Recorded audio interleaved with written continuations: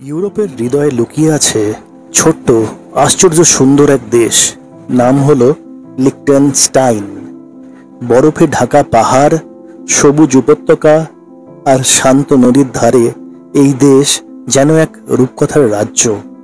এর আয়তন মাত্র 160 বর্গ কিলোমিটার আর জনসংখ্যা মাত্র 39,000।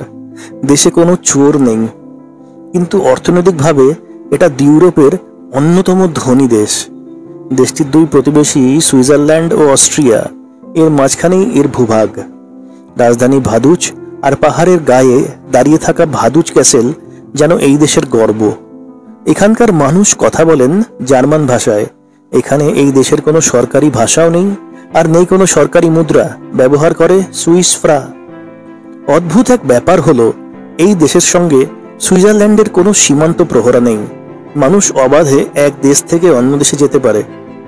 লিখটেনস্টাইন বিখ্যাত তার ব্যাংকিং ও প্রযুক্তি শিল্পের জন্য। এছাড়াও আছে ফার্মাসিউটিক্যাল শিল্প।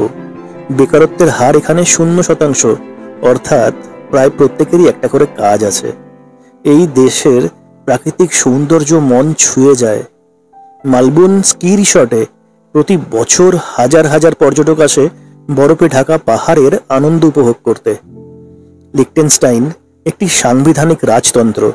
দেশের শাসক প্রিন্স হান্স আদাম টু খুব প্রিয় সকলের কাছে, আর প্রশাসনের প্রধানমন্ত্রী ড্যানিয়েল রিস। তাদের নেতৃত্বে দেশটি আজ শান্তি ও সমৃদ্ধির পথে এগিয়ে চলেছে।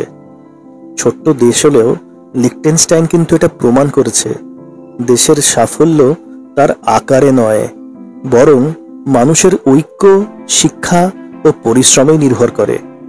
এটা সুন্দর স্বপ্নের রাজ্য ইউরোপের।